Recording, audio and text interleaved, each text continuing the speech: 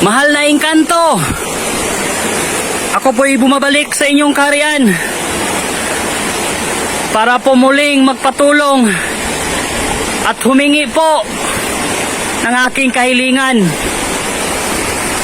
Ako po ay narito para makipagkita sa iyo muli na sana ako'y iyong harapin at ako'y tulungan sa aking problema ngayon. Mahal na Engkanto, alam ko po na nandito ka ngayon. Ako po'y humingi sa iyo ng tulong kung ako'y naririnig sa inyong kaharian ngayon. Ako'y nandito po sa inyong kaharian para makipag-usap at humingi po ng tulong. Sana po'y mapagbigyan ng aking kahilingan. Ang mahal na po ng mga bilihin ngayon, lalong-lalo na po yung bigas, hindi na namin kayang bilhin. Kami po'y nagugutom na. Kaya sana bigyan mo po kami ng pambili man lang ng bigas at ulam. Meron po ako dala ditong isang palanggana. Ilagay ko lang po dito sa may bato. At sana po ay dinggin ng aking kahilingan. Nabigyan man lang ng kahit na ano pong mga bagay na pwedeng ipagpalit sa bigas. Dito ko po ilalagay. Alam ko po na kayo'y nakikinig sa akin ngayon. Sa nakikita po namin dito ngayon, ang dami pong malalaking bato, pero alam po namin na ito'y inyong kaharian. Sana po sa aking hiling man lang ay iyong tanggapin at dinggin. Nalagyan po ng kahit anumang bagay ang aking dalang palanggana ngayon. Kahit anong bagay po, basta pwedeng pampalit ng bigas dahil kami po ay nagugutom na po.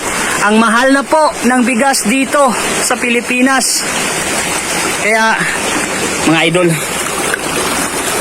medyo magpalayo muna tayo ng konti para i-grant ng Engkanto yung kahilingan natin.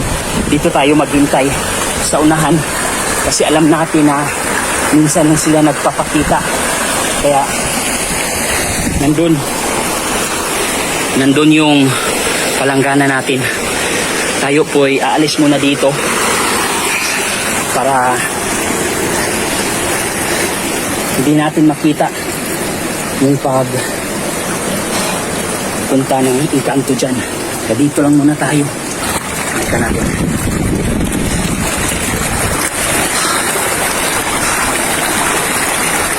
Nandun yung palanggana na nilagay natin. Kaya tara, tingnan natin.